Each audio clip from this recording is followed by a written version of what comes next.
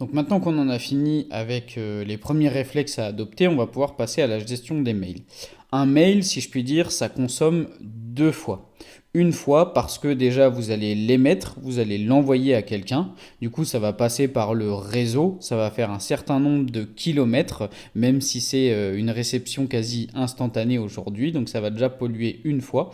Et puis ça va polluer une deuxième fois tant que vous ne l'aurez pas supprimé parce qu'il va être hébergé dans des data centers pour pouvoir continuer à être disponible à tout moment depuis votre boîte mail.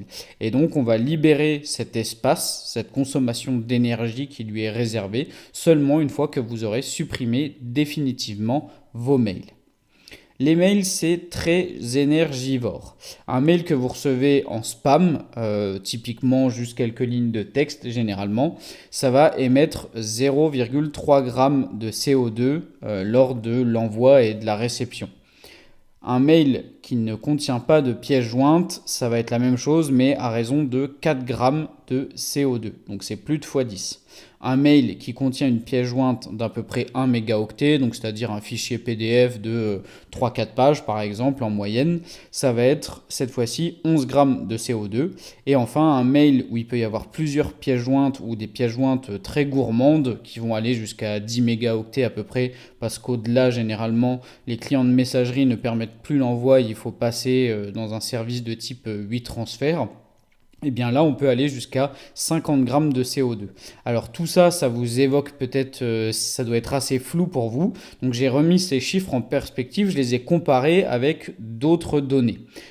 Pour vous donner une idée, 1 litre de diesel, justement, ça émet 2,6 kg de CO2, ce qui équivaut à 640 emails sans pièce jointe ou 215 emails avec pièce jointe. Donc vous voyez que c'est quand même assez conséquent. Autre chiffre dans une autre unité de mesure, là ça va être les vols Paris-New York. Pour un passager, ça génère 3000 kg de CO2, soit l'équivalent de 750 000 mails envoyés sans pièce jointe ou 260 mails envoyés avec pièce jointe. Donc vous voyez que ça paraît énorme en fait, 750 mails ou 260 mails, mais il y a des entreprises qui envoient tous les jours beaucoup plus de mails que ça. Moi avant je travaillais pour une entreprise qui envoyait plusieurs fois des mails à la totalité de sa base de données, donc 80 000 personnes. Et donc quand on envoyait 3 mails dans la semaine, finalement je me rends compte que c'était comme si j'avais fait moi un vol Paris-New York. Donc je rappelle que c'est bien un passager et pas pour le vol complet qui contient tout le monde. Si de manière générale vous voulez savoir quel impact va avoir votre vol sur l'environnement, parce que quand on fait, vous savez, des évaluations pour calculer son empreinte écologique, son empreinte carbone, etc.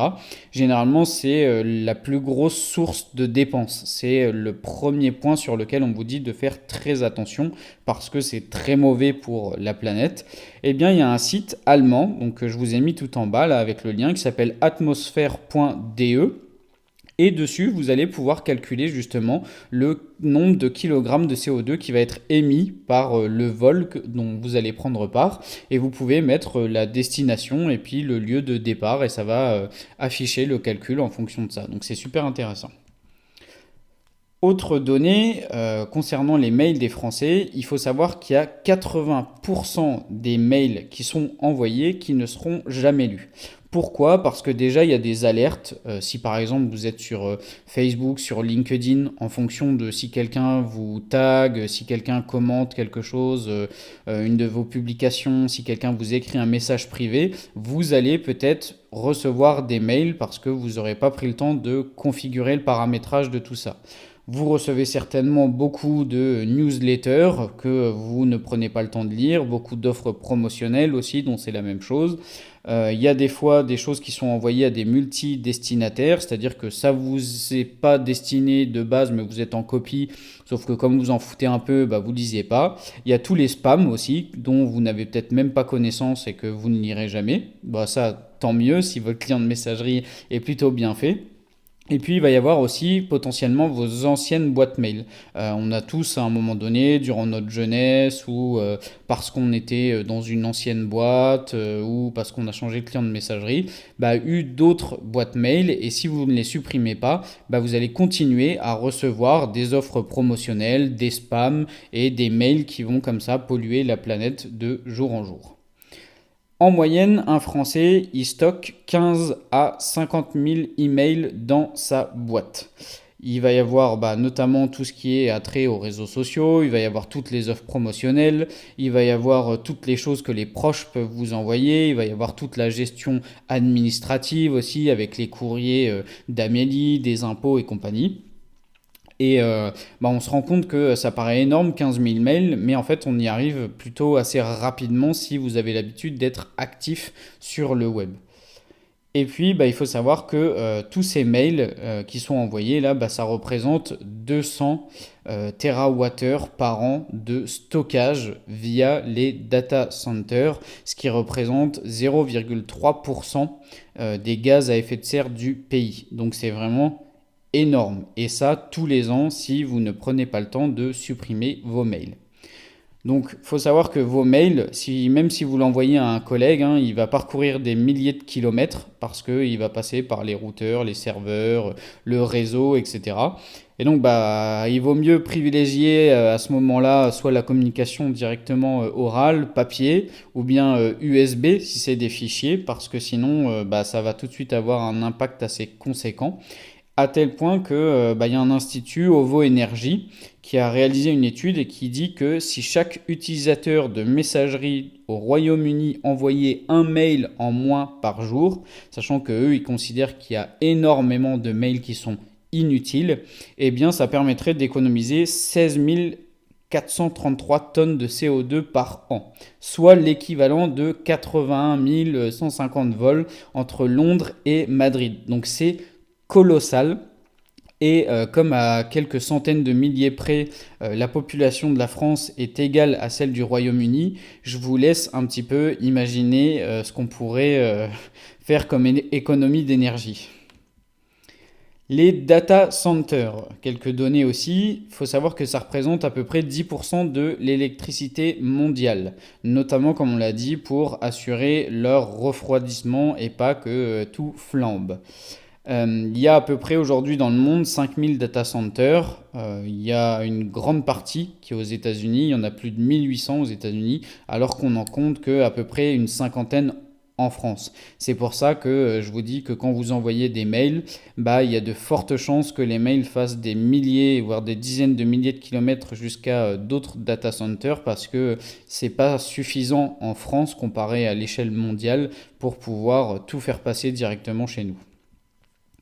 Et cette consommation, en fait, liée au data center, donc qu'on a vu notamment à l'échelle française de 200 TWh, eh bien, elle est doublée tous les 4 ans, tellement il y a de plus en plus de mails, de gens qui ont accès à Internet, etc., de prospection aussi commerciale, et tout ça sans parler de la crypto-monnaie, qui elle est bien souvent aussi positionnée chez des hébergeurs ou dans des data centers.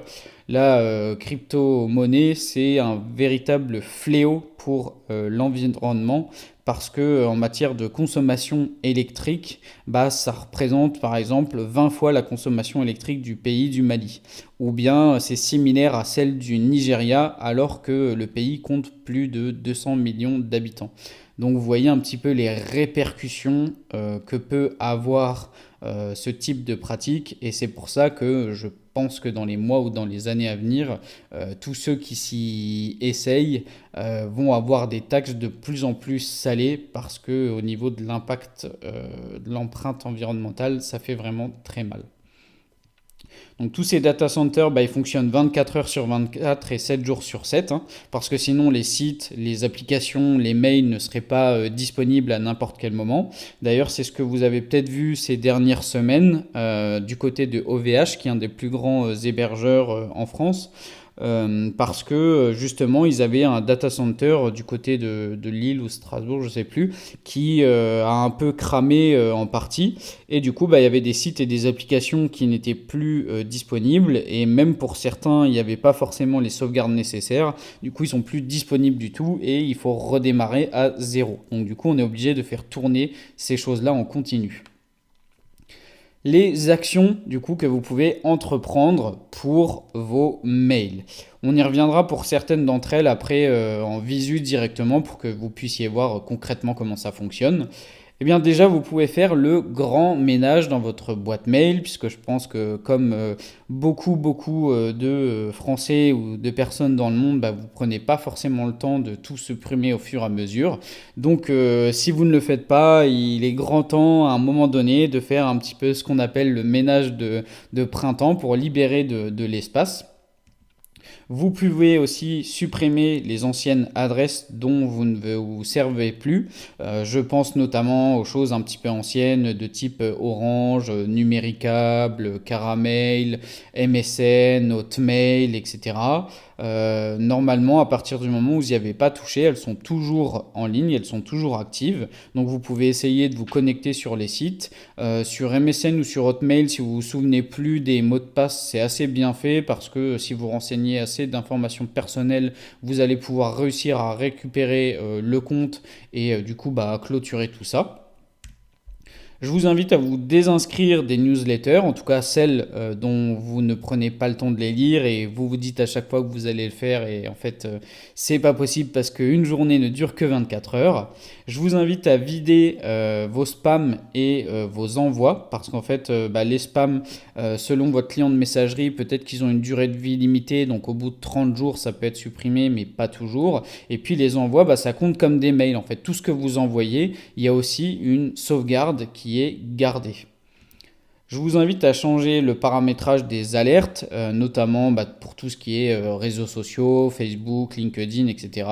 Ça va être par exemple aussi Twitter qui va vous dire voilà, voici ce que vous avez raté de l'info ces 7 derniers jours. Vous avez peut-être pas forcément besoin de le savoir, ou bien ça va vous indiquer que quelqu'un vous a envoyé un message sur LinkedIn, mais si vous avez l'application par exemple sur votre téléphone, vous n'en avez pas forcément besoin non plus de ces mails-là. Donc vous pouvez aller à chaque fois dans les paramètres de votre compte et changer ça. Et puis bah, ceux que vous recevez ou que vous avez reçus, vous pouvez en attendant les supprimer.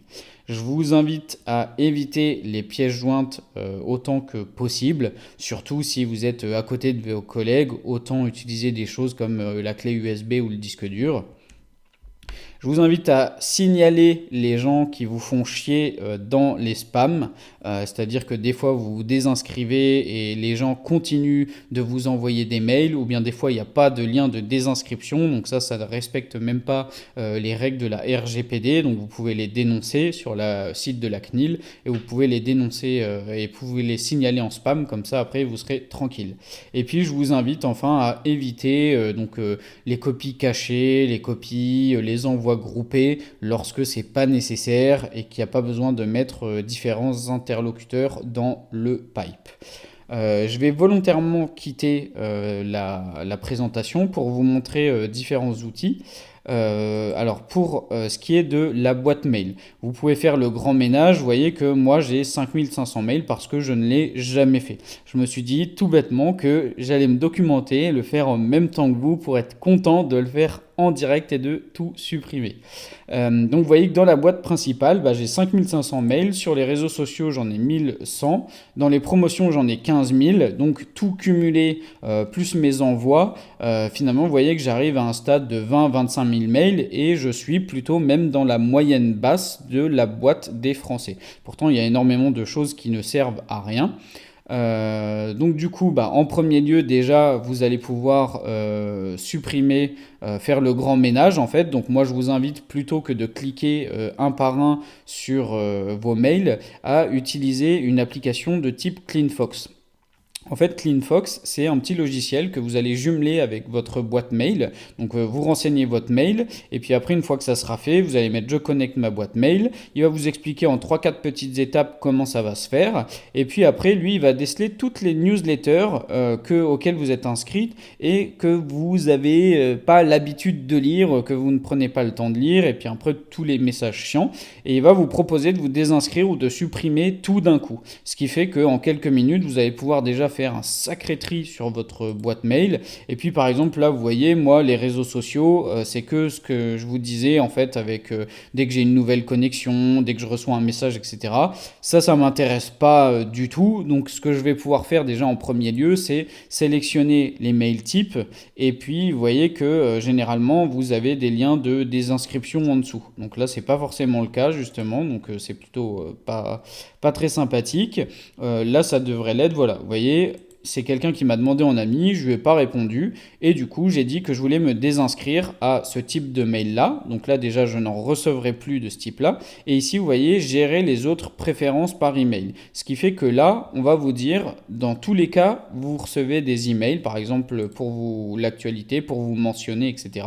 Et on voit que c'est actif. Et donc, si je veux éviter que ça soit actif pour un récap de l'actu, un résumé quotidien, etc., eh bien, vous allez décocher à chaque fois. Vous voyez, là, il n'y a même pas besoin de sauvegarder, c'est enregistré directement. Et du coup, vous allez le faire avec tous ceux que vous voulez comme ça. Et une fois que ça sera fait, vous êtes sûr que pour LinkedIn, ça peut être la même chose pour Facebook, pour Twitter, etc. Vous n'allez plus être embêté. Et donc, ce que vous pouvez faire, si vous êtes sur Gmail, c'est de cocher ici. Et ce qui est génial maintenant avec Gmail, c'est que vous avez la possibilité de supprimer tout l'onglet. C'est-à-dire que là, il y a les 50 messages, ceux qui sont sur la dernière page qui ont été sélectionnés. Mais je peux aussi sélectionner les 1117 messages. Donc là, vous voyez que j'ai tout sélectionné et je vais pouvoir les supprimer. Et donc pour les supprimer, et bah c'est la petite corbeille, il me demande si je veux bien supprimer et hop, vous voyez, avec vous là, paf, j'ai déjà éliminé plus de 1000 mails. Je peux vous dire que je suis content quand même. Ça fait son petit effet pour la planète. Et donc voilà comment vous pouvez commencer à faire le ménage sur votre boîte mail. Suite à ce qu'on s'est dit tout à l'heure, vous voyez par exemple cette personne-là, j'ai fait une demande de mutuelle pour l'auto-entrepreneur en fait, parce que j'en ai plus de par mon employeur. Et donc j'ai reçu un mail automatique qui me disait que j'avais bien reçu, ils avaient bien reçu ma simulation et qu'ils voulaient me fournir des documents. Comme ça ne me convenait pas et puis que je m'en fichais, je me suis tout de suite en bas de mail désinscrit. Or, vous voyez que là, suite à cette simulation, alors que j'ai demandé à être désinscrit, non seulement on m'envoie un mail, on me fait croire, hein, c'est du cold mailing qui m'a été adressé à moi alors que c'est pas le cas, c'est quelque chose d'automatisé, et en plus ça ne comprend même pas de lien de désinscription, donc c'est pas du tout en accord avec la RGPD. Donc elle, je lui ai déjà répondu un truc salé, et ce qui se passe, c'est que pour plus qu'elle m'emmerde, et bah tout simplement, cette gentille Magali Fréon, et ben je vais cliquer sur signaler comme spam. Et du coup, ben maintenant, elle va être marquée, vous voyez, comme spam. Désormais, elle ne pourra plus me joindre. Et en plus, ça va entacher, en quelque sorte, la réputation de son nom de domaine. Donc maintenant, elle y réfléchira à 2 fois avant de m'envoyer ce genre de truc. Vous pouvez, comme on l'a dit aussi, aller dans les messages envoyés. Là, vous allez voir que bah, ça conserve, vous voyez, 2700 messages parce que ça fait 10 ans que j'ai ma boîte mail et que j'ai jamais pris le temps de les supprimer. Même chose, vous pouvez supprimer vos brouillons, c'est-à-dire que vous avez commencé à envoyer un mail et puis je ne sais pas pour quelle raison, vous êtes parti subitement, vous êtes dit que ce n'était pas une bonne idée d'écrire ce mail, etc. Et vous ne l'avez jamais envoyé. Et il y a peu de chances que ce que vous avez écrit en 2019, vous voyez, vous allez à nouveau l'envoyer. Donc du coup, là, c'est pareil. Je peux supprimer les brouillons parce que je suis sûr que ça va plus me servir. Et puis, autre chose à regarder dans les plus, vous voyez qu'ici, vous avez les spams. Donc là, il m'annonce que j'ai 36 spams parce que c'est ce que je vous disais, sur Gmail en tout cas, les spams, ils sont stockés ici pendant 30 jours et après, ils sont automatiquement supprimés. Donc ça, vous n'avez pas trop besoin de vous en occuper. Là, on va quand même supprimer les 40 messages, ça ne mange pas de pain. Mais si vous êtes sur autre chose, type Outlook par exemple, je ne sais pas forcément comment ça marche. Donc pensez à aller faire un petit tour au niveau des spams ici. aussi. Et donc, vous voyez que à travers ces différentes petites actions, mine de rien, ça va me faire passer de 20 000 mails à peut-être 2000, 2000 ou 3000 mails avec les choses que je juge importantes encore, notamment l'administratif ou les mails qui m'ont fait plaisir d'amis pour des anniversaires ou des choses comme ça. Mais en tout cas, ça fait un super ménage que je vous invite vous aussi à faire le plus rapidement possible.